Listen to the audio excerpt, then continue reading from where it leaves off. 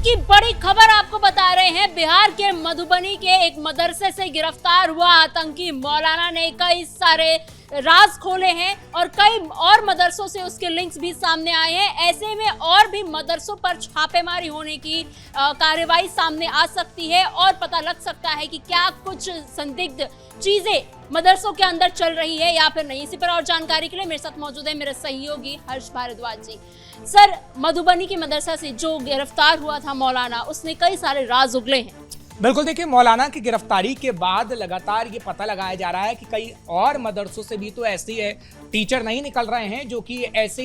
Connection Pakistan से रखते थे कि यहाँ के युवाओं को बरगलाकर नेपाल के रास्ते पाकिस्तान भेजा जाता था। क्योंकि देखिए, जो खबर मिली है वो ऐसी है कि 12 से 13 ऐसे लोग थे, क्योंकि जो मुस्लिम व्यक्ति थे उनको ये मौलाना बरगलाता था और उनको यहाँ से पहले नेपाल भेजता था और नेपाल के जरिए पाकिस्तान भेज दिया करता था और वहाँ ये आतंकी बनते थे। फिर आतंकी बन के वापस इनका आने का इरादा था और भारत को दहलाने का इरादा था। हालांकि सूत्रों के हवाले से खबर मिल रही है, जो एटीएस की तरफ से जानकारी दी गई है, सूत्रों के हवाले से खबर है। हालांकि ये कहा जा रहा है कि बिहार के अंदर कुल 116 मदरसे ऐसे हैं जो कि अवैध तरीके से हैं, ये भी जानकारी मिली है। अब क्या उन 116 मदरसों पर भी कार्रवाई होगी, तो इसका जवाब हाँ में है और ये कहा जा रहा है कि उन तमाम मदरसों के कनेक्शन की भी जानकारी होगी कि उनको फंड कहाँ से आ रहा है और आखिर कोई कनेक्शन तो नहीं है जो विदेश से जुड़ा हुआ हो। क्योंकि देखिए, मदरसों को लेकर जो फंडिंग की जांच होती है, फंडिंग की जांच तो की जानी चाहिए, क्योंकि बिहार के मदरसों में जो फंड आता है वो एक तो सरकारी बेस होता है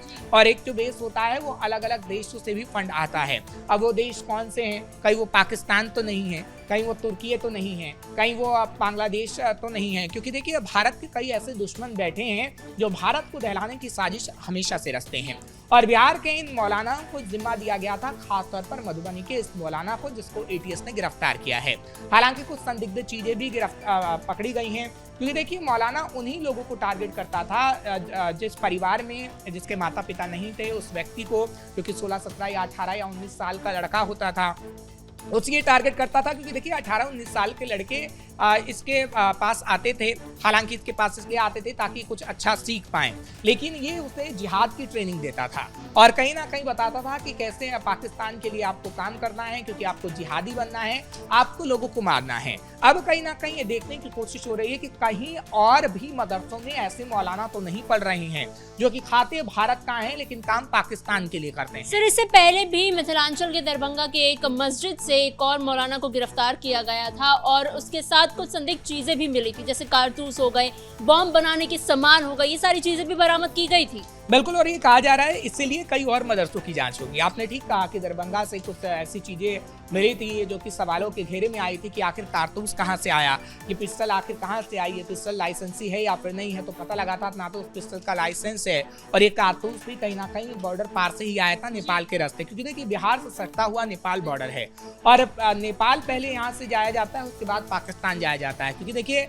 इसकी तो कोई भी संभावना नहीं है कि पाकिस्तान से डायरेक्ट कोई भारत आ जाए, वो भी अवैध तरीके से। क्योंकि भारत की एजेंसियां हो या फिर तमाम जो बॉर्डर इलाके पर हमारी फोर्स तैनात रहती है, वो कहीं ना कहीं भगाने का काम घुसपैठियों को करती है और हमेशा से ये तस्वीर हमने देखी है। लेकिन नेपाल के रास्ते से ये पूरा जो प्लान चल रहा था कि कैसे लोगों को बाहर भेजना है, कैसे लोगों को अंदर लाना है और कैसे भारत को दहलाना है। क्योंकि देखिए, आपने देखा कि दिल्ली के अंदर जो अभी हाल ही में ब्लास्ट हुआ लाल किले के आसपास, उसमें भी कई लोग पकड़े गए हैं जिनका कनेक्शन उत्तर प्रदेश से लेकर कई और जगह से पाया गया है और अभी भी उसकी जांच हो रही है। ऐसी दोबारा वारदात ना हो, क्योंकि अभी हमने हाल ही में देखा कि 7 ऐसे आतंकी पकड़े गए हैं जो भी दहलाने की कोशिश भारत को करने वाले थे, लेकिन गनीमत रही कि उन्हें पहले ही पकड़ लिया गया और अब उनसे पर डंडे बरसाए जा रहे हैं, उनसे पूछताछ की जा रही है कि आखिर कैसे वो पाकिस्तानी हैंडलर के संपर्क में आए। पिछले 6 महीने में कम से कम ऐसे 21 संदिग्ध लोगों को पकड़ा गया है, आतंकियों को पकड़ा गया है,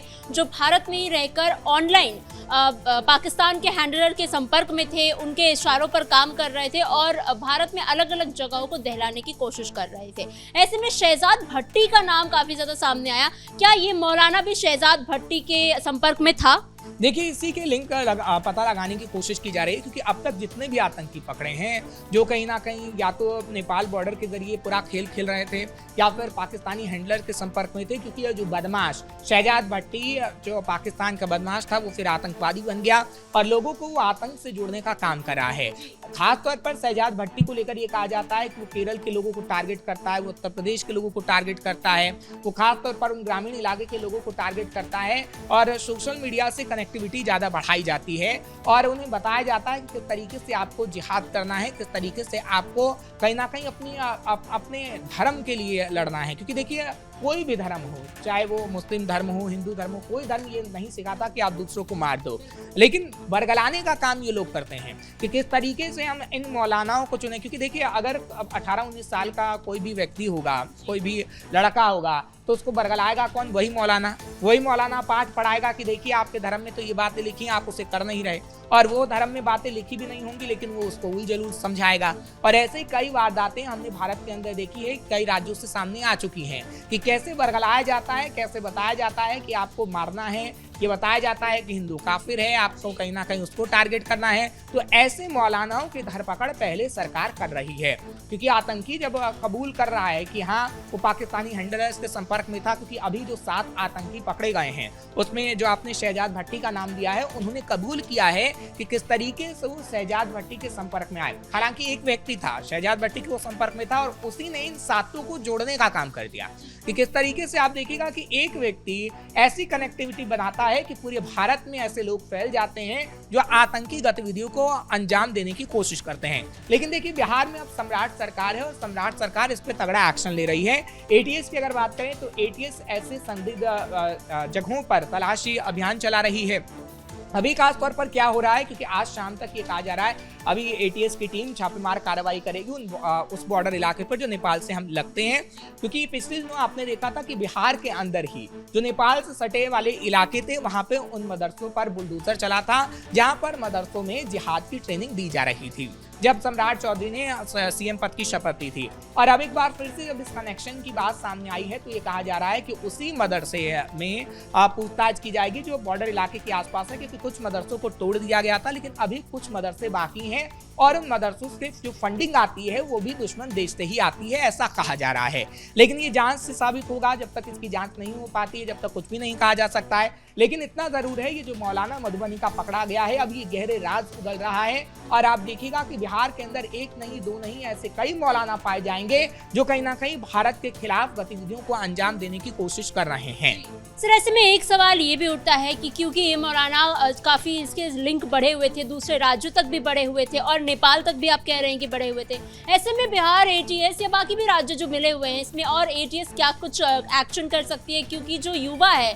वो कुछ युवा ऑलरेडी वहाँ सीमा पार करके नेपाल पहुंच चुके हैं और नेपाल के रास्ते पाकिस्तान भी पहुंच चुके हैं, तो ऐसे युवाओं को अब रोकने के लिए क्या करना होगा? देखिए अगर एटीएस की बात करें तो एटीएस अभी नेपाल से संपर्क साध रही है और नेपाल से पता लगाने की कोशिश कर रही है कि वो किस रास्ते पाकिस्तान भेजे जाते थे। क्योंकि देखिए अगर हम उन युवाओं की बात करें तो बरगलाकर ये मौलाना उन युवाओं को नेपाल के रास्ते ही पाकिस्तान भेजता था, लेकिन जो जानकारी होगी कि देखिए जो खुफिया विभाग होता है वो दूसरे देश के खुफिया विभाग से संपर्क करता है और अभी अगर एटीएस की बात करें तो एटीएस नेपाल की खुफिया विभाग से संपर्क साध रही है। नेपाल से जानकारी मिलेगी कि आखिर उसके बॉर्डर इलाके से कौन कौन लोग गए हैं पाकिस्तान में, क्योंकि देखिए अगर खुफिया इंफॉर्मेशन मिल जाएगी भारत को तो ये पता लग पाएगा कि आखिर कौन लोग थे जो वहां पर गए और आखिर कितने लोगों को वहां पर भेजा गया बरगलाकर और आखिर वो कौन लोग थे। क्योंकि देखिए अभी सामने नहीं आ पाया है, अभी तो सिर्फ इतनी बात सामने आई है कि कुछ लोगों को बरगलाकर नेपाल के रास्ते पाकिस्तान भेजा गया, लेकिन आखिर उनके परिवार वाले कौन थे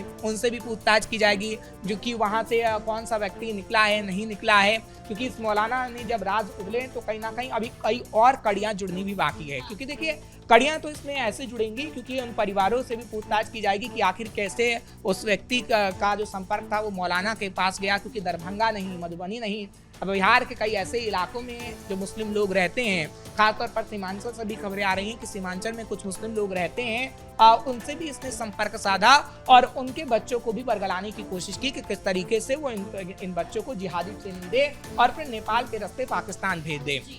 तो क्या किसी बड़ी वारदात को तो अंजाम देने की कोशिश नहीं की जा रही थी? जैसे आपने बताया कि सोशल मीडिया के थ्रू जो युवा थे उन तक पहुंचने की कोशिश की जा रही थी, उन्हें टीम में लिया जा रहा था, उन्हें ब्रेन वॉश किया जा रहा था। ऐसे में सोशल मीडिया पे इन गतिविधियों को रोकने के लिए क्या सरकार कुछ एक्शन दिखा सकती है? बिल्कुल, देखिए अगर हम सोशल मीडिया की बात करें तो किस तरीके से IT सेल भी काम कर रहा है और सोशल मीडिया पर किस तरीके से ऐसी गतिविधियों पर नजर रखी जा सके, क्योंकि देखिए ऐसी गतिविधियों पर नजर रखना बहुत जरूरी है। चाहे फिर हमने पिछले दिनों केरल के अंदर देखा हो या फिर अलग अलग प्रदेशों के अंदर देखा हो कि सोशल मीडिया पर एक्टिविटी को देखा गया और उसके बाद इन लोगों को पकड़ा गया है, तो उस पर नजरें रखी जानी जरूरी है जो कि प्रशासन कर रहा है। फिलहाल इसमें अभी और गहरे राज सामने आएंगे, उसकी भी जानकारी हम अपने दर्शकों को देंगे। जी सर, इन तमाम जानकारियों के लिए धन्यवाद। कुल मिलाकर मधुबनी से जो आतंकी मौलाना गिरफ्तार किया गया था उसने काफी सारे राज उगलने शुरू कर दिए हैं। ऐसे में और भी मदरसों पर अब छापेमारी होने की संभावनाएं नजर आ रही हैं। फिलहाल इस ब्रेकिंग में इतना ही। कैमरा पर्सन राजकुमार के साथ मैं समीक्षा तिवारी, कैपिटल टीवी बिहार।